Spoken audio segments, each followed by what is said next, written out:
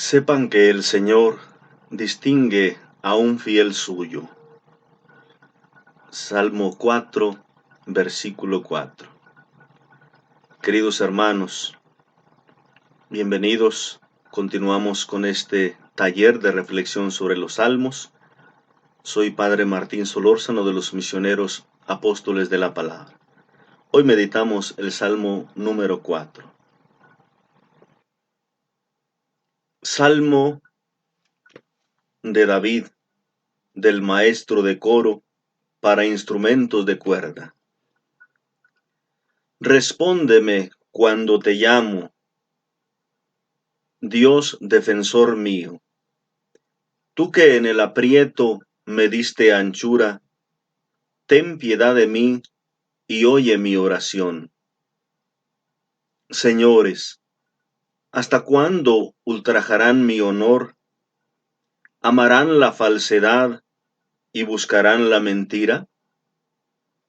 Sepan que el Señor distingue a un fiel suyo. Yahvé me escucha cuando le pido ayuda. Tiemblen y dejen de pecar, reflexionen en su lecho y guarden silencio. Ofrezcan sacrificios legítimos y confíen en el Señor. Hay muchos que dicen, ¿quién nos hará ver la dicha? Haz brillar tu rostro sobre nosotros.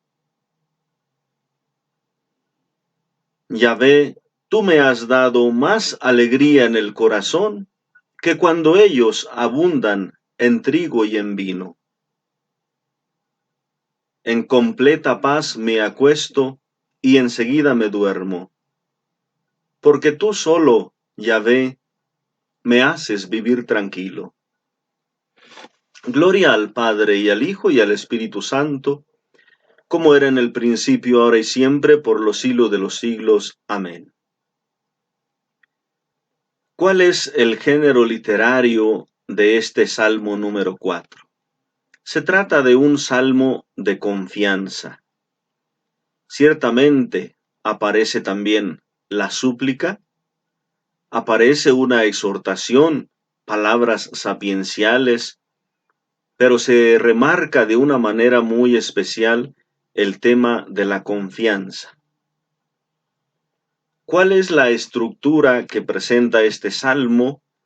Podemos ver tres partes en él. La primera parte sería el versículo número 2, donde aparece una plegaria, las palabras que el salmista dirige a Dios, donde él de alguna manera también está confiando y afirmando la protección divina. La segunda parte serían los versículos del 3 al 7, donde el orante se dirige a los señores de la tierra, a los grandes de la tierra, y también en dos sentidos. Primero, haciéndoles preguntas, versículos 3 y 4, y después exhortándolos a la conversión, al cambio, en los versículos 5 y 7. Termina el Salmo con los versículos 8 y 9, una tercera parte, donde se presenta el testimonio del orante, que agradece confiado en Dios. Algunos otros elementos de composición podemos también ver como la presencia de un drama aquí en el Salmo. Una obra dramática es aquella que se escribe y que tiene también una estructura que pueda ser representada. Aparece el diálogo, aparece la intervención de varios personajes. Así el Salmo número 4, aunque parece que solamente habla el personaje orante, menciona a otros en el discurso, también se dirige a ellos y también en algunos pone palabras. Así que de alguna manera se está viendo como una estructura también dramática. Ciertamente a los malvados o a los señores de la tierra no los deja hablar, pero sí se dirige a ellos cuestionándolos, exhortándolos a la reflexión. A las gentes, quizá a los que tienen cierta buena intención, pero tienen quizá la conciencia dudosa o no han sido perseverantes o quizá han sido débiles, sí los deja hablar expresando lo que ellos piensan también, aunque sea el mismo salmista el que exprese sus pensamientos. Así va creando pues ese diálogo implícito entre los distintos actores. Otro elemento de la composición y también en cuanto a estilo literario o a elementos literarios es el uso de algunas imágenes simbólicas. Por ejemplo, el espacio, ya lo vamos a comentar ahora sobre el aprieto y la anchura. En el aprieto me diste anchura, esa imagen del espacio y también la imagen del sueño, la imagen de la tranquilidad. Pasamos a la segunda parte del Salmo, que sería la teología o el mensaje que encontramos ahí en el Salmo. Primero, el título, cuando aparece en el versículo número 1 del maestro de coro para instrumentos de cuerda, Salmo de David, simplemente se trata de una referencia de orientación para los cantores o para aquellos que acompañan el salmo, que se está dando una indicación con qué tipo de instrumentos hay que acompañar este salmo. Y también pues aparece esta atribución a David, aunque no se sitúa en ninguna época concreta o en alguna situación concreta de David. Por las palabras que aparecen semejantes al Salmo número 3, podría pensarse también que se puede ubicar en esa época difícil donde David está experimentando también pues la dificultad por aquellos que le persiguen, y él también hace estas oraciones de confianza.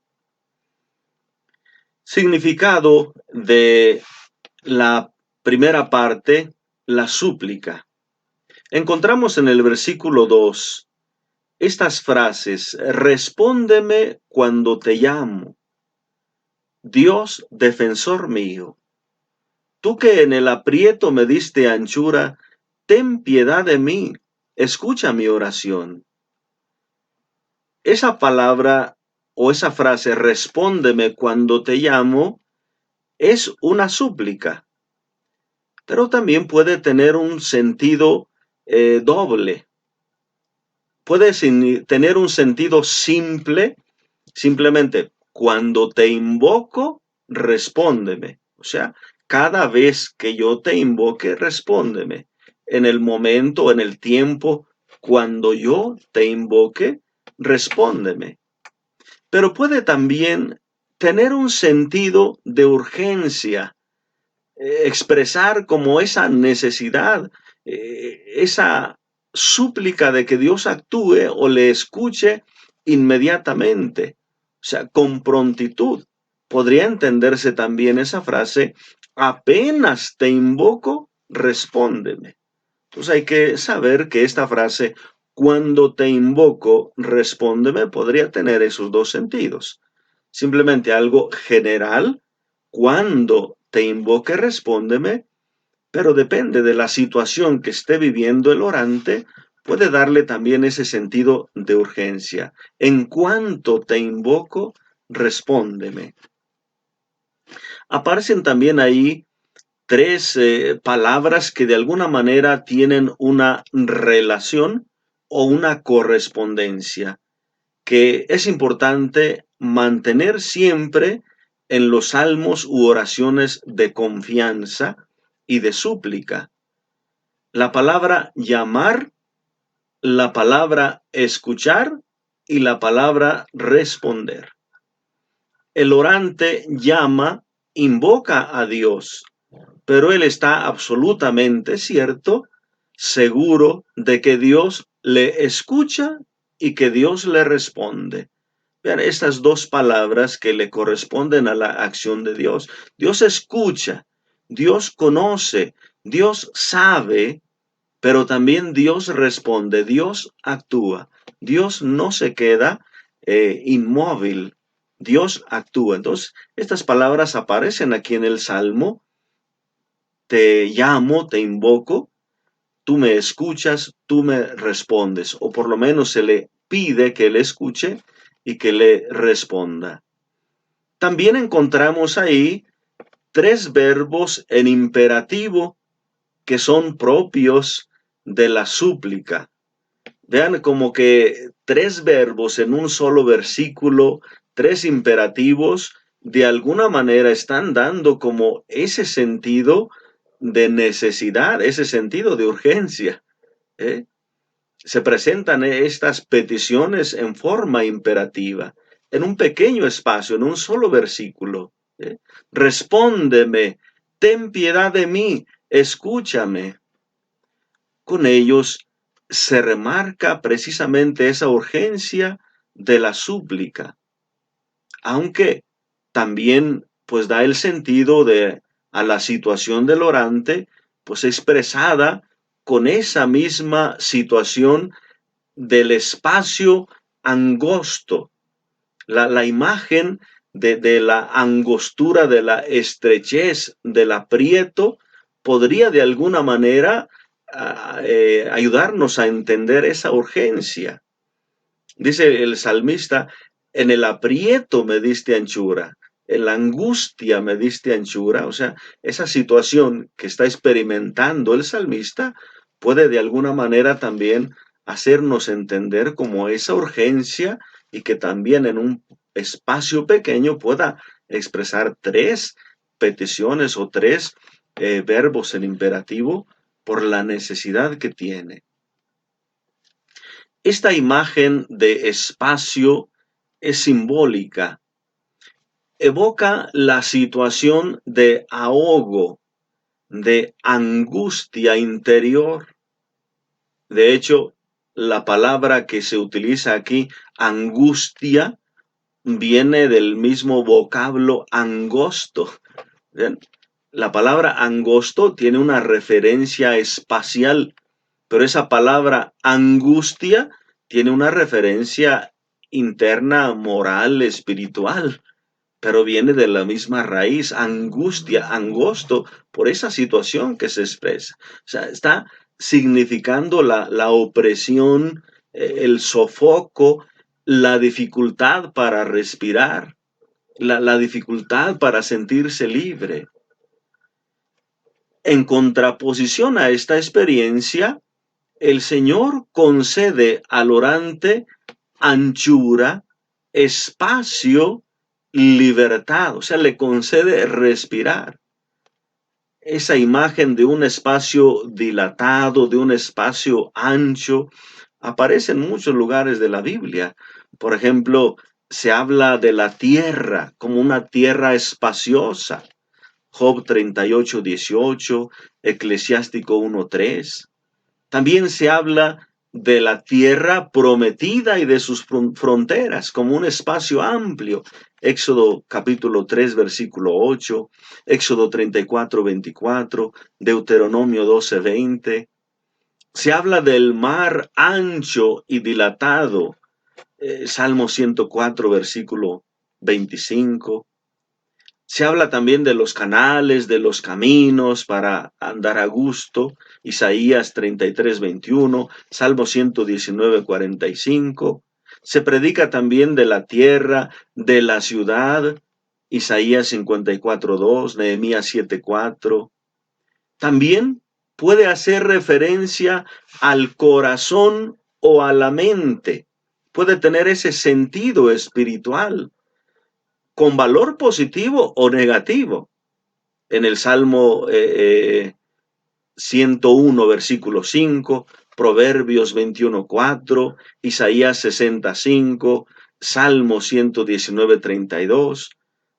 Puede tener esa palabra anchura o estrechez, puede tener ambos sentidos, positivo o negativo.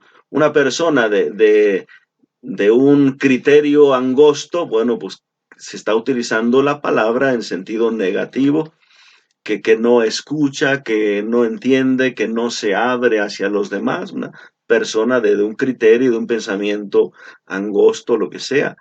Amplitud, bueno, pues con más posibilidad, más apertura. Pero es una palabra que se utiliza mucho en la Biblia como con ese sentido también espiritual, la estrechez y la amplitud. Aquí, en esta parte, pues el salmista está expresando cómo se siente por la dificultad que él está viviendo, pero que el Señor le ha dado, se utiliza en pasado el verbo, me has dado anchura. Está el salmista expresando que en todos los momentos en que él se ha sentido angustiado, el Señor ha estado con él y el Señor le ha dado respiro, le ha concedido esta tranquilidad, este sentirse desahogado. Pasamos a la segunda parte del Salmo, que sería la exhortación, las preguntas que hace el salmista, este dirigirse del salmista a los señores de la tierra, a los grandes de la tierra. Comienza así el versículo 3, señores, ¿hasta cuándo ultrajarán mi honor? O sea, hablarán mal de mí. El salmista de alguna manera está recriminando que hablan mal de él. ¿Hasta cuándo amarán la falsedad? O sea, lo falso, lo vano. ¿Hasta cuándo buscarán la mentira? Sepan que el Señor distingue a un fiel suyo. Yahvé me escucha cuando yo le pido ayuda. Luego tiene esa parte, tiemblen, dejen de pecar, reflexionen en su lecho, guarden silencio, ofrezcan sacrificios legítimos, confíen en Yahvé. Llama la atención esa palabra como repentina del verso 3, señores, o sea, un vocativo. Él está hablando tranquilamente a Dios, le está diciendo al Señor que confía en él, que en la angustia le ha salvado, que cuando ha pasado por momentos difíciles el Señor le ha ayudado, y de repente aparece esta palabra, señores, como que ya se dirige a otros. El salmista como que deja de orar y como que toma la palabra para hablarle a otros, se dirige a los señores. El orante los llama, pero no para que hablen, sino solamente para que escuchen. Les cuestiona tres actitudes contrarias a la justicia, contrarias a la verdad, contrarias a la bondad. ¿Qué es lo que les recrimina el salmista? Ultrajan su honor.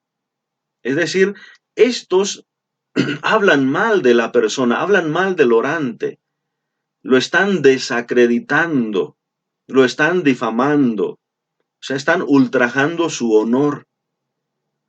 ¿Qué otra cosa les recrimina? Aman la falsedad. No se trata de que amen las cosas fantasiosas, sino cuando se refiere a los pensamientos, a los criterios o aquellas cosas que buscan los señores de la tierra. Podríamos adelantar ya desde ahora que solamente pretenden lo material y el salmista va a decir, pues esto es en realidad vano. Buscan la vanidad y buscan la mentira. Entonces, estos tres aspectos les cuestiona. ¿Por qué ultrajan mi honor? ¿Por qué buscan la falsedad? ¿Por qué buscan la mentira?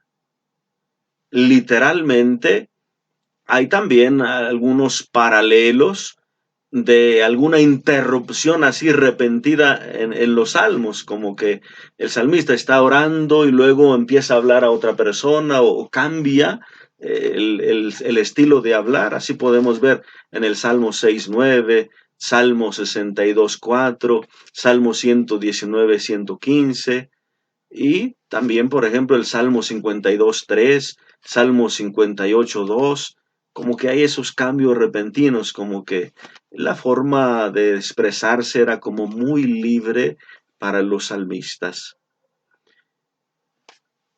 La pregunta que les hace, pues no es para que ellos contesten, como les decía hace un momento, no los deja hablar. Se trata de una pregunta retórica. Una pregunta retórica es cuando ya se sabe de por sí la respuesta, por lo tanto no hay necesidad de que se dé la respuesta a la pregunta, o también cuando simplemente es una forma de cuestionar, se cuestiona en forma de pregunta. ¿Por qué hacen eso? Etcétera. Pero no se está esperando una respuesta de estas personas, solamente una llamada de atención. Por eso el vocativo inicial, señores. Con ese vocativo los llama a escuchar. Aquí aparece esta parte elemental, sapiencial del salmo. La parte sapiencial de un salmo es cuando invita a la reflexión, invita a la meditación. Pues aquí el salmista como que deja un momento de ser orante y se convierte en un maestro. Deja de orar, de dirigirse a Dios en la asamblea y como que toma el papel de maestro o de predicador en la asamblea y va a llamarle la atención a estas personas. Utiliza 7 imperativos. Aquí podemos ver un elemento también muy esencial en la mentalidad, en la literatura de los hebreos. Estos números importantes, por ejemplo, el 3, como hemos visto, ahora vemos el 7. 7 imperativos que se dirigen a estos señores. Primero a Dios le había dirigido 3 imperativos, 3 mandatos o más bien peticiones en forma de imperativo, y ahora a estos señores 7. O sea, se trata de un itinerario de conversión, una invitación a que ellos hagan un camino de conversión. El primero como que aparece solo, el primer imperativo, y los demás vienen como en parejas, 2 y 2 correspondiéndose. ¿Cuál es el primer imperativo? Sepan que el Señor distingue a un fiel suyo. Aquí comienza el salmista llamándole la atención. Ustedes tienen que saber, esto ya no hay de otra, así es. O sea, les invita a reconocer la presencia del Señor que distingue a su amigo. El Señor no va a hacerse el desentendido. El Señor siempre escucha al pobre, al abatido, y el Señor está aquí presente. El Señor viene a socorrerme. Así que esto tienen que saberlo ustedes que ultrajan mi honor. Tienen que saberlo desde el principio que el Señor toma partido por mí, toma partido por aquel que es ultrajado y rescata al humilde, al pobre, al desvalido, al desdichado, al maltratado. Los demás imperativos están estructurados, como decía, en parejas correspondientes y mostrando siempre la implicación de reconocer la presencia de Dios en favor del orante. Si se reconoce la presencia de Dios, entonces hay que pensar en cómo estamos actuando. Si se reconoce que Dios está escuchando, entonces hay que tener cuidado. Y ahí vienen los demás imperativos. El primer par, tiemblen y dejen de pecar. La teofanía de Dios, es decir, la manifestación de Dios, la presencia de Dios que se manifiesta salvando al orante, debe provocar temblor, estremecimiento. Es una actitud que normalmente experimentan las personas sensibles a esa presencia de Dios. Por ejemplo, María cuando escucha la voz del ángel, los profetas cuando contemplan la presencia del Señor, hay como ese temor. Entonces, es causado por la presencia de Dios. Entonces, como les invita a que reconozcan a Dios, entonces sean sensibles a su presencia, reaccionen, sientan ese temblor, ese estremecimiento y por lo tanto dejen de hacer el mal, dejen de pecar.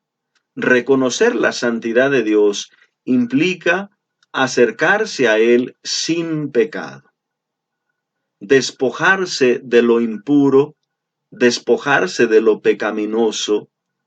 Recuerden aquellas palabras de Dios a Moisés: quítate las sandalias de los pies, porque el lugar que pisas es santo. Entonces, acercarse al Señor, reconocer su presencia, implica dejar el pecado. Por eso estos dos imperativos: tiemblen y dejen de pecar. Seguir pecando significaría entonces no honrar a Dios, no sentir temor de Dios, atreverse contra Él, retar a Dios, ignorarlo. Entonces más bien les invita el salmista: no, reconozcan, tiemblen y dejen de pecar. Los siguientes imperativos: reflexionen en su lecho y guarden silencio. El temor del Señor provoca ese silencio meditativo.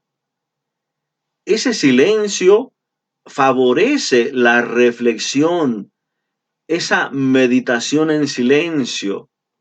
Y esa meditación lleva a confiar en Dios. Pues reflexionen, guarden silencio. Guardar silencio significa humildad, no exigir a Dios, ponerlo todo en manos de Dios. Guardar silencio significa también dejar la arrogancia, la murmuración, la mentira. Cuando acusamos a los demás, difamamos a los demás, estamos dejándonos llevar por ese orgullo al sentirnos superiores.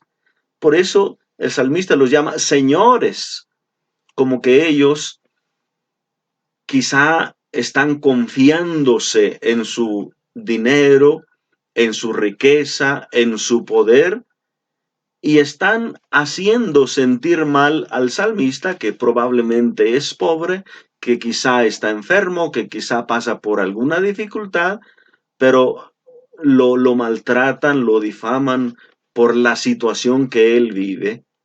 Y entonces el salmista le va a decir a estos señores: no, que la presencia del Señor les cause reflexión, que guarden silencio, no sean arrogantes, dejen de hablar, confíen en Dios.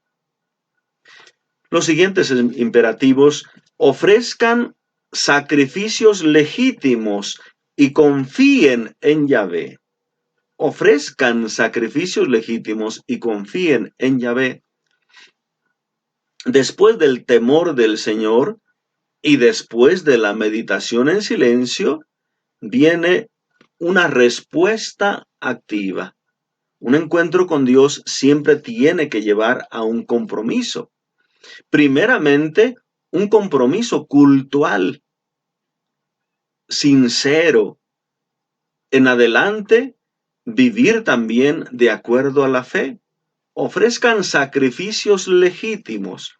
Un sacrificio legítimo, un sacrificio agradable, de acuerdo también a aquella mentalidad de los profetas, pues es un sacrificio interno, un sacrificio espiritual, no solamente una ofrenda externa, un sacrificio ritual externo, sino aquel que conlleva un compromiso con la justicia, un compromiso con la caridad, un compromiso con atender al huérfano, a la viuda, al pobre, al desvalido, que es quizá en este sentido también, utilizando este sentido profético, el salmista les recuerda: ustedes que han confiado en su riqueza, que desprecian al pobre y desvalido, ofrézcanle al Señor un sacrificio legítimo, o sea, un sacrificio que vaya más bien acompañado de ayudar al pobre, al necesitado. Estar en el camino de la confianza y entregar la propia vida al proyecto de Dios. Esa confianza motiva siempre a la caridad. Dejar el orgullo y más bien comprometerse con el pobre. Pues vean estos imperativos que utiliza el salmista para llamarle la atención a ellos y para exhortarlos a un cambio. Primero, tienen que saber, reconozcan, sepan que Dios está presente y que Dios escucha la oración de los pobres, la oración de los afligidos. Así que con cuidado, no se vayan a poner contra Él. Al reconocer esa presencia, tiemblen, estremezcanse, dejen de pecar, dejen el pecado. Y luego mediten, reflexionen y en un tercer momento, ahora sí, activos, ofrezcan culto agradable al Señor y comprométanse con el bien, especialmente al pobre y desvalido. El versículo 7 tiene una exhortación un poco medio confusa. El versículo 7 dice: son muchos los que dicen, ¿quién nos hará ver la dicha? Haz brillar sobre nosotros la luz de tu rostro. No es fácil saber a quién se refiere el salmista con ese muchos. Solo podríamos suponer un poco, quizá a través de las propias peticiones que expresa o las exigencias que le presenta a Dios. Esa pregunta, ¿quién nos hará ver la dicha? Es una manera de petición indirecta. Tampoco es una pregunta de que alguien le responda por ahí, no, es también una petición indirecta. Por ejemplo, cuando Absalón dice, ¿quién me hiciera juez de esta tierra? O sea, de Israel. Segunda de Samuel 15:4. Cuando Absalón se ponía ahí donde iban a llegar los israelitas y los abordaba y les decía, ¿cuál es tu petición? ¿Cuál es tu problema? ¿Cuál es tu situación? Y este hombre ya le contaba, y él, como Absalón, como quería ganarse a esta persona, a los israelitas, decía, ¿quién me pusiera como juez? Vean, como haciendo una pregunta, pero es más bien una petición al otro. Ojalá tú votaras por mí para que me hicieran juez. También escuchamos, por ejemplo, en el profeta Isaías, Isaías capítulo 6, versículo 8. ¿Qué dice Dios? ¿A quién enviaré? ¿Quién irá de parte nuestra? En ese momento ya le está poniendo el ojo a Isaías, porque no hay nadie más. Como que está Isaías contemplando a Dios, contemplando la gloria de Dios. Y dice Dios, ¿a quién enviaré? ¿Quién irá de parte nuestra? Como, ¿a quién le estás preguntando? Pues no hay nadie más. O sea, ya le está diciendo indirectamente a Isaías, haciéndole esa petición de que Isaías se convierta en profeta. Entonces le está pidiendo que él sea el que vaya de parte de Dios. Entonces, por lo tanto, esos muchos piden ver la dicha, piden ver la luz, están haciendo una petición, probablemente a Dios. ¿Quién nos hará ver la dicha? Ya saben que la dicha viene de Dios. ¿Quién nos hará ver la luz? Probablemente también es una petición a Dios, que actúe, que les haga ver su gracia, su luz. Probablemente pudiera ser una súplica también al salmista que se ha convertido en maestro para que les explique entonces cómo hay que entender las cosas. ¿Quién nos hará ver la luz también? ¿Quién nos podrá hacer entender la palabra de Dios? O sea, podría entenderse de varias maneras esa súplica, esa petición. Probablemente pueda también tratarse de muchos en la comunidad o en la asamblea que quizá lleguen a dudar, que quizá lleguen a vacilar en su fe, aunque ya sean parte de la misma comunidad, pueden dudar, quizá estén acostumbrados solamente a los días felices, solamente a cuando ellos tienen éxito, cuando están viviendo bien. La fe no tiene dificultades, pero cuando hay problema, cuando hay dificultad, entonces, ¿qué pasó? ¿Dónde está la luz? ¿Dónde está la dicha del Señor? Puede haber también así en la asamblea, en la comunidad, personas pusilánimes, personas frágiles, personas que dudan en los momentos difíciles. En el Salmo 34, versículo 13, escuchamos: ¿a qué hombre no le gusta la vida? ¿No anhela días para gozar de bienes? En ahí se expresa. Todos quisiéramos gozar de bienes, todos quisiéramos la dicha. Job 9:25 dice: mis días son más raudos que un correo, o sea, más rápidos. Se me escapan sin que pueda ver la dicha.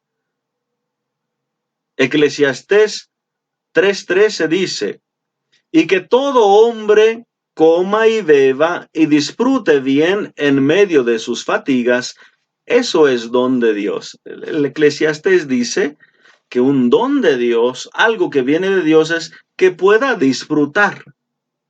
Entonces, para muchos puede ser esto como un criterio. Si Dios está con nosotros, que nos haga ver la dicha, que nos haga ver la luz. Pero si hay prueba, entonces, ¿cómo está? ¿Dónde está esta situación?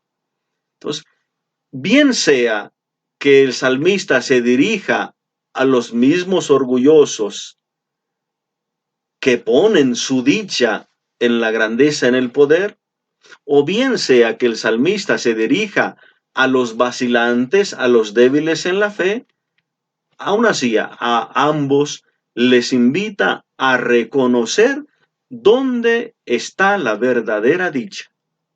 No en las muchas riquezas, sino en la presencia de Dios, en que Dios esté en la vida del creyente, en la vida de la persona. Esa es la verdadera dicha. Entonces, como que este versículo ayuda de puente a tratar ese asunto con aquellos arrogantes a los que les invita a cambiar y pasar a la experiencia del salmista para que ellos sepan reconocer que el salmista ha encontrado esa dicha en Dios. Entonces, esa frase del versículo 7, ¿quién nos hará ver la dicha? ¿Dónde está la dicha? Le sirve al salmista de puente para ahora sí expresarles. Como maestro sigue enseñando dónde está la dicha. Versículo 8. Yahvé, tú me has dado más alegría en el corazón que cuando ellos abundan en trigo y en vino. Ellos está haciendo referencia a los orgullosos, a los grandes, a los señores. Una recompensa de Dios, una gracia de Dios, una bendición de Dios. Ellos lo entendían así como la paz, la tranquilidad, larga vida, cosechas abundantes. Vean, la cosecha, el trigo, el vino, la abundancia, signo de la providencia. Y esto les causa gran alegría. Acuérdense también de aquel personaje que se presenta en el Evangelio de San Marcos, de aquel que puso su confianza en las riquezas, era ya rico y tuvo una grande cosecha y dice, alma mía, descansa tranquilo, tienes bienes para muchos años. Insensato, le dice el Señor. ¿Cómo sabes que tienes muchos años? Ahí no está la dicha, la confianza. Ciertamente hay que ser agradecidos y disfrutar de esas gracias que nos da el Señor en las cosechas, en los bienes que podemos adquirir, pero ahí no está la verdadera dicha, está en el Señor, en la presencia de Dios en la vida. Yahvé, tú me has dado más alegría en el corazón que la alegría que ellos experimentan por las bendiciones materiales, por sus grandes cosechas. La presencia del Señor da mucha más alegría. Podemos recordar el Salmo número 63. Tu gracia vale más que la vida. Nos hace pensar en esto y el salmista quiere precisamente aclarar este asunto. Versículo 9. En completa paz me acuesto y enseguida me duermo, porque tú solo, Señor, me haces vivir tranquilo. Estos dos versículos pues expresan la grande confianza. El salmista habla a la comunidad de su propia experiencia. Dios lo ha socorrido en los momentos de angustia. Ha pasado por dificultad, quizá económica, quizá de enfermedad, quizá con otras personas, quizá en la comunidad, sea cual sea el problema o la dificultad, el salmista ha experimentado siempre la presencia de Dios. Y esa presencia de Dios le ha dado más dicha. El problema podría traerle dificultad, podría hacerle experimentar angustia, aprieto, dificultad, pero el Señor le ha dado sosiego, le ha dado anchura, le ha dado libertad. Los bienes de la cosecha son ciertamente fantásticos, son ciertamente una bendición. Isaías 9:2, Levítico 26:10, Deuteronomio 28:3, pero es una bendición más grande la presencia de Dios. No se puede comparar ningún bien en la tierra a esa presencia, a esa comunión con Dios. Una buena cosecha es fuente de seguridad. Levítico 25:18, 26:5, Deuteronomio 12:10, Jueces 18:7, etcétera. Pero la presencia y el cuidado que Dios tiene de cada uno de nosotros y de sus fieles, de los pobres a quienes Él socorre, da la tranquilidad plena al salmista para que sean dichosos y para que su dicha sea plena, recordando las frases de San Juan en su primera carta. El sufrimiento es también un momento muy oportuno para dar un paso firme en la fe. Ciertamente, la mañana es un signo o un momento muy significativo de la acción de Dios, de la experiencia de salvación de Dios, la mañana. El Salmo número 30, versículo 6, por ejemplo, dice, por la tarde nos visita el llanto, por la mañana gritos de júbilo. La mañana es el signo de la presencia de Dios, de la gracia, de la salvación, de la bendición de Dios.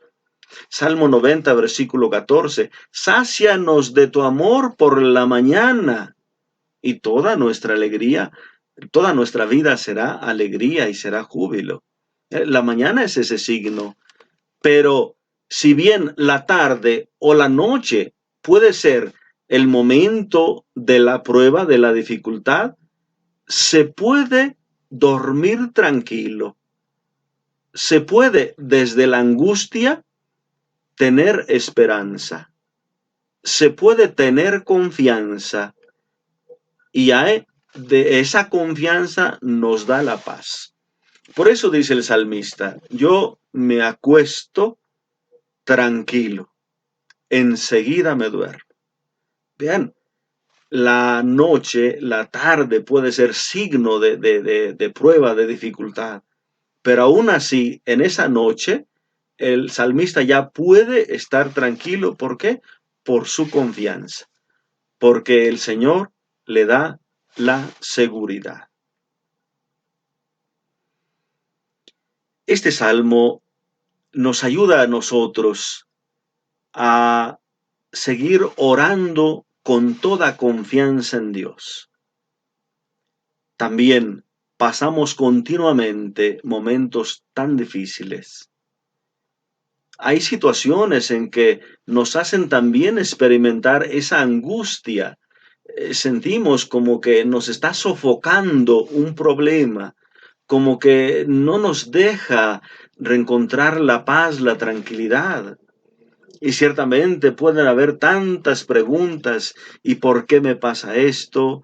¿Y qué será que no le estoy agradando a Dios? ¿Qué más tengo que hacer para esto? No veo solución al problema, no alcanzo a ver la luz. Hay tantas preguntas que nos pueden venir, pero el salmista nos ayuda. El Señor en la angustia nos da libertad, nos ensancha el camino, nos hace respirar. Podemos pedirle al Señor también esa gracia de la confianza, que sepamos que llegará la mañana. La mañana es cuando Dios actúa, cuando Dios nos levanta.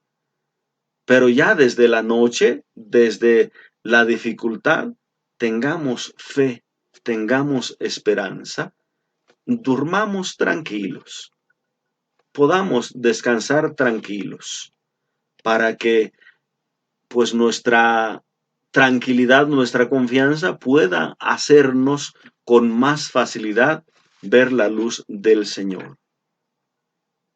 También, ciertamente, en esta invitación que encontramos con palabras dirigidas a los arrogantes, quizá a los señores, a los grandes, pues también nos hace meditar a nosotros no poner la confianza en los bienes materiales, no sentirnos seguros por lo que tenemos materialmente, sino que sea Dios el que nos dé la paz, la tranquilidad. Y no seamos tampoco como estos débiles en la fe que sienten que Dios está con ellos solo cuando les va bien. Cuando hay éxito, pues pueden decir, vemos la luz, experimentamos la dicha. Pero cuando hay dificultad, ¿dónde está la dicha? ¿Quién nos hará ver la luz? Bueno, pues el salmista nos dice, hay más alegría en la presencia de Dios en tu vida que en la abundancia de bienes. Señor, te agradecemos por tu palabra. Nos ponemos en tus manos. Aumenta nuestra fe. Llénanos de confianza y que esta oración en los salmos también pues la vayamos haciendo nuestra, uniéndonos al salmista para poder iluminar y fortalecer nuestra vida en cada situación difícil también que vamos pasando.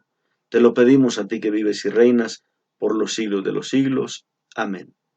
Hermanos, muchas gracias por acompañarnos. Que les bendiga Dios abundantemente. En nombre del Padre, y del Hijo, y del Espíritu Santo. Amén. Hasta la próxima.